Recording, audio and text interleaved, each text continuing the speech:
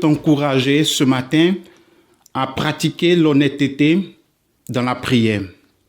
C'est quelque chose que j'ai appris avec le temps, que le Seigneur m'a enseigné au travers des Écritures.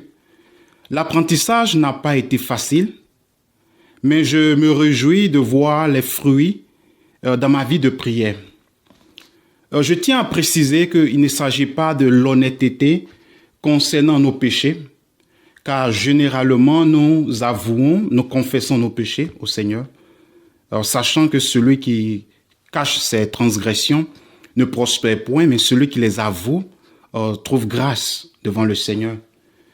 Il s'agit plutôt de l'honnêteté concernant nos sentiments et nos émotions, nos pensées envers le Seigneur, les sentiments que nous éprouvons pour lui, les pensées que nous nourrissons à son égard, les émotions que nous éprouvons envers lui. Dans le psaume 17, au verset 3, il est écrit « Tu examines mon cœur, tu le visites la nuit, tu me mets à l'épreuve et tu ne trouves rien. Ma pensée n'est pas différente de ce qu'il sort de ma bouche. » David, dans ce psaume, demande au Seigneur de lui faire justice face aux fausses accusations et aux persécutions. Et il parle au Seigneur de sa sincérité et de l'honnêteté de son cœur. C'est avec ce verset que le Seigneur m'a enseigné l'honnêteté envers autrui, mais plus important, l'honnêteté envers lui. L'honnêteté envers le Seigneur en lui disant réellement ce que je pense, ce que j'éprouve et ce que je ressens pour lui, mes sentiments pour lui. Il arrive parfois que nous sommes en colère envers le Seigneur, en colère pour ce qu'il a fait ou ce qu'il a permis qui arrive. Et nous allons dans la prière et au lieu de lui faire savoir notre sentiment de colère, nous choisissons de lui dire quelque chose d'autre. Nous choisissons de lui dire quelque chose que nous pensions, que nous savons qu'il aimerait entendre. Et cela est mentir. Au lieu de lui dire réellement le fond de notre cœur, nous choisissons de mentir, nous choisissons de lui dire quelque chose et nous pensons qu'en lui disant réellement nos sentiments, nous l'offenserons. Mais c'est plutôt le contraire qui est offenser Dieu parce que c'est le contraire qui est un péché.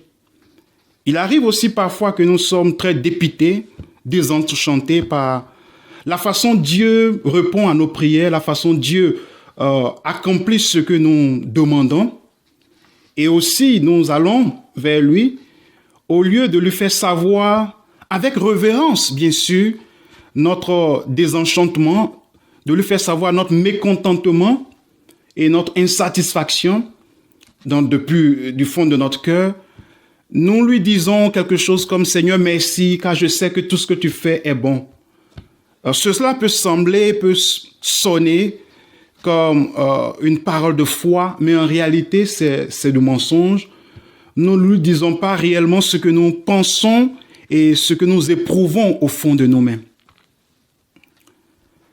Ce que j'essaie de faire, ce que j'essaie d'atteindre, le but que j'essaie d'accomplir avec ce message, c'est de t'aider, de t'encourager à être honnête, de t'encourager à faire savoir au Seigneur les sentiments, les émotions et les pensées que tu éprouves réellement pour lui. Cela ne voudrait pas dire que tu mets en doute la bonté du Seigneur, sa sagesse, sa grâce infinie, sa compassion. Tu ne mets pas en doute les attributs du Seigneur, mais tu veux éviter la duplicité dans ton cœur. Car tu sais que les lèvres mensongères sont en horreur au Seigneur, mais ceux qui disent la vérité lui sont agréables.